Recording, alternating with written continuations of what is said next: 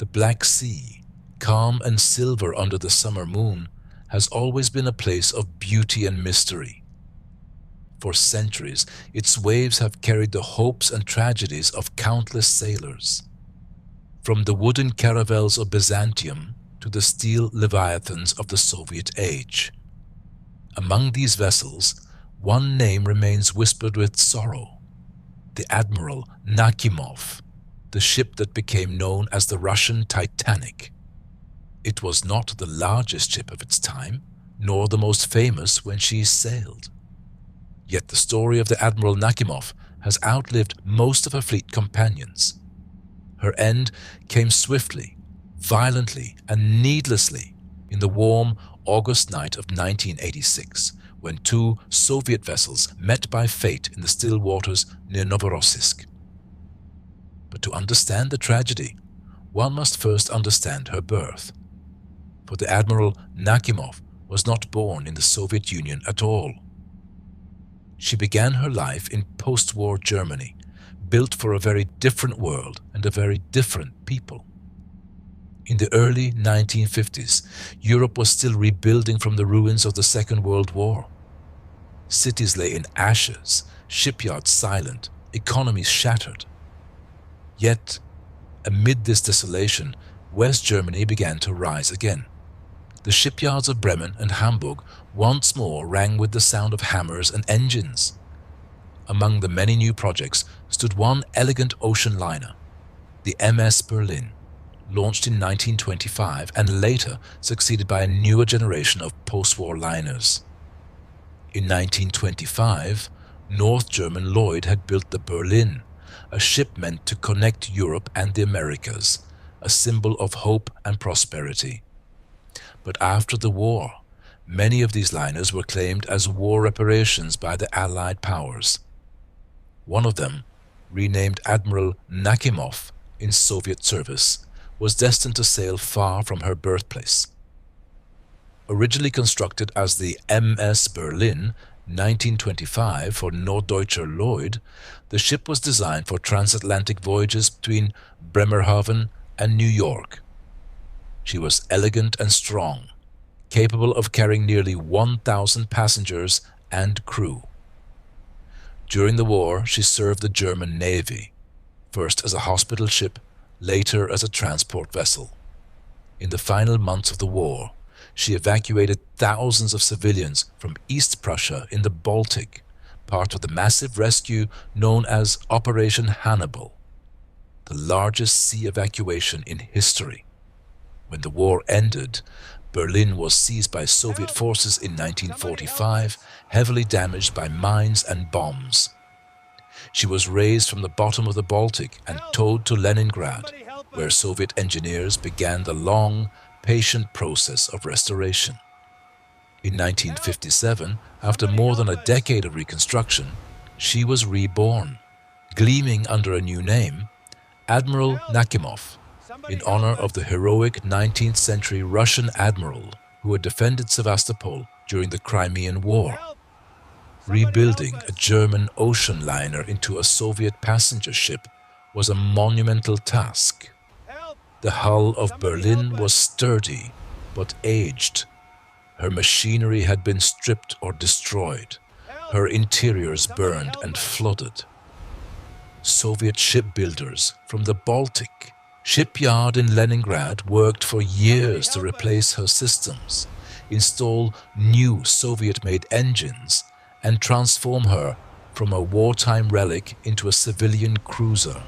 The new Admiral Nakhimov was given a second life, redesigned to accommodate over 200 passengers and crew with improved safety systems by the standards of the 1950s, modern navigation equipment, and a luxurious interior that combined Soviet functionality with traces of pre-war European elegance. Her length measured 174 meters, her displacement over 17,000 tons, and her cruising speed was a comfortable 16 knots. She was equipped with 4 diesel engines, spacious decks, a dining hall, cinema, ballroom, and cabins that ranged from simple tourist quarters to suites reserved for senior officers and officials. Her primary mission was not military but symbolic, to demonstrate the reach of Soviet engineering and the rebirth of Soviet maritime tourism.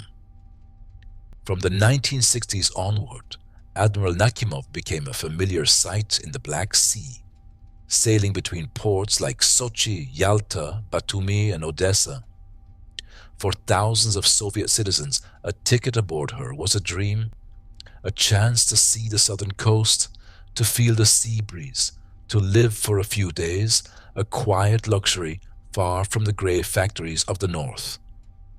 For nearly 3 decades, the Admiral Nakhimov sailed the gentle waters of the Black Sea like a floating city. She was not the largest ship of the Soviet passenger fleet. That honor belonged to the newer Ivan Franko-class liners.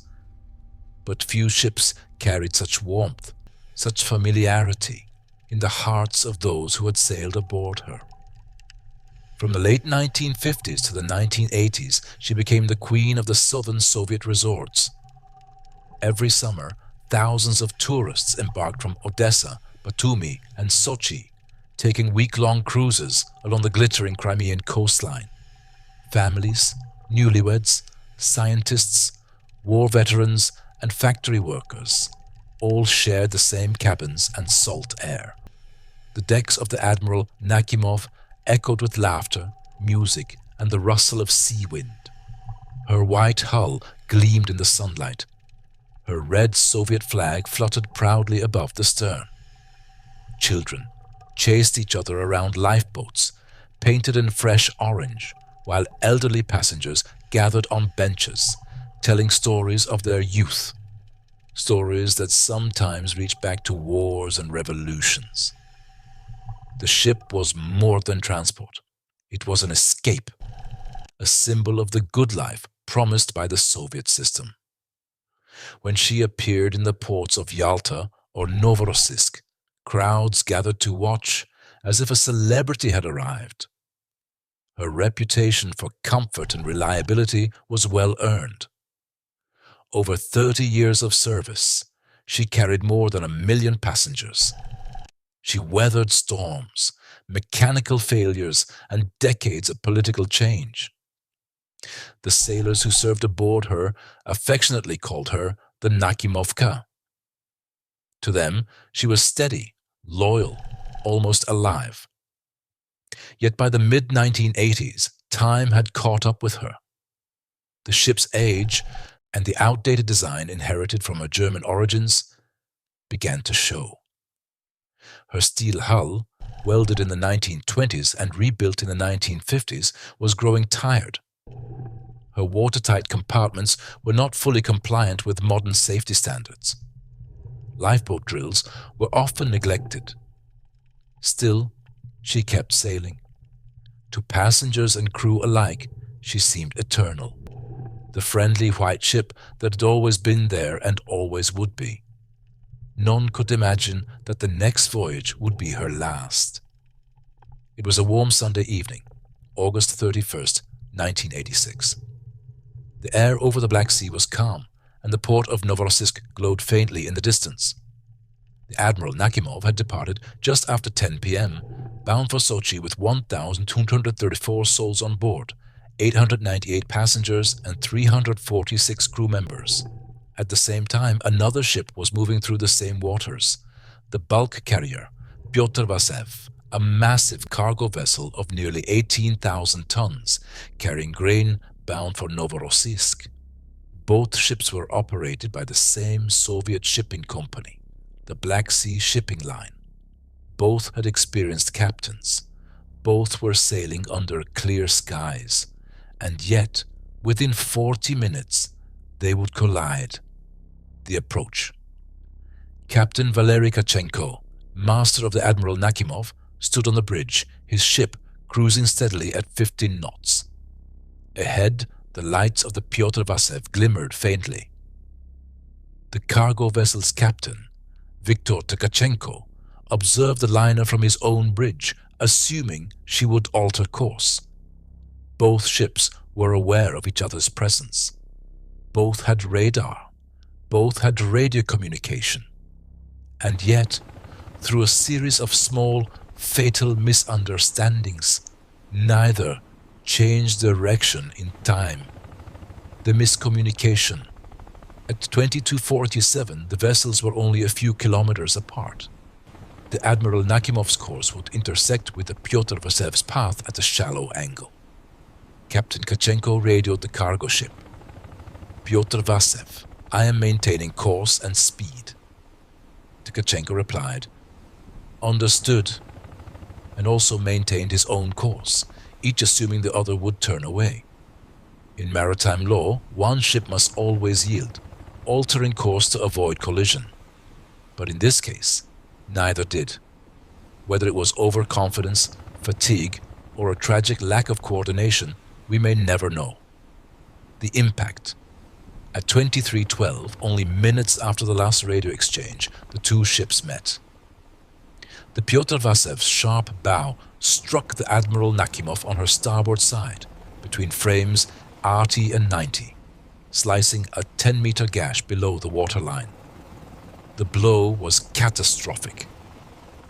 Within seconds, water rushed into the engine room, flooding the lower decks. Lights flickered and went out. Passengers screamed in darkness. The ship began to list sharply to starboard. 15 degrees, then 30, then 40. Captain Tkachenko gave the order to abandon ship, but it was already too late. Within 7 minutes, the proud Admiral Nakhimov rolled onto her side and slipped beneath the surface.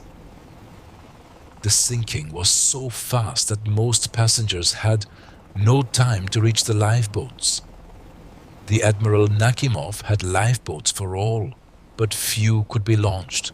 The severe tilt made it impossible. Many passengers were trapped in their cabins. Others jumped into the Black Sea, clinging to debris or life rings. Nearby ships and rescue boats responded within minutes. The Pyotr Vasev, though damaged, remained afloat and sent out distress signals. Dozens of rescue vessels from Novorossiysk raced to the scene. Helicopters took off from coastal bases, their searchlights sweeping the waves. It was a night of confusion and terror. Survivors later described the cries in the water, men, women, and children calling for help in the dark, their voices fading one by one. Some managed to reach overturned lifeboats. Others were pulled aboard by sailors who dived again and again into the oil-slicked sea. By dawn, 423 people had been rescued. 423 out of 1,234. The remaining 801 were gone. The sea, calm as glass when the ships collided, now carried only scattered wreckage, suitcases, deck chairs, and the pale bodies of the drowned. When the sun rose over Novorossiysk, the city stood in silence. For decades, no maritime disaster in peacetime had taken so many Soviet lives. The Admiral Nakhimov had become the Russian Titanic, a symbol of human error and the fragility of safety in a system that prized procedure over prudence. The official investigation began immediately. Both captains were arrested and interrogated. The inquiry revealed a tragic chain of errors: poor communication, failure to follow navigation rules, and negligence in maintaining a safe distance. Captain Tkachenko of the Pyotr Vasev was found primarily responsible, but both men carried guilt. The Soviet press, unusually frank for its time, covered the disaster widely, signaling the early openness of the Glasnost era under Mikhail Gorbachev. Divers located the wreck at a depth of 47 meters, only a few kilometers from the Novorossiysk harbor. The hull lay on its starboard side, still eerily intact. Many victims remained trapped inside. Recovery efforts continued for weeks. Today, the Admiral Nakhimov rests quietly on the seabed, a steel tomb visited by divers and remembered by survivors. For the people of Russia and Ukraine, she is not just a shipwreck, but a memory of a time when tragedy pierced through the silence of Soviet optimism. Documentaries have called her the Russian Titanic. Her story has appeared in books, films, and memorials along the Black Sea coast. Each August, survivors and relatives gather by the water to lay flowers and remember the 8 to 11 souls lost that night. The sea has long since claimed the wreck, encrusting her with corals and silt. Fish swim through her empty halls. The ballroom where music once played lies in shadow. The decks where children once ran now echo only with the hum of currents. And yet her name endures, a reminder that even in an age of iron and engines, the sea still humbles all who sail upon it. The Admiral Nakhimov story is one of beauty and sorrow, of pride and neglect. She began her life as a German liner in the hopeful 1920s, lived through war and reconstruction, and ended her days as a Soviet passenger ship. A symbol of joy turns to mourning. Like the Titanic, she teaches a simple truth. Technology may advance, but human error remains eternal. Her tragedy echoes not only across the waters of the Black Sea, but through the hearts of all who remember her. Beneath the waves, she sleeps still. The Russian Titanic, a monument to those lost and a silent warning to those who sail.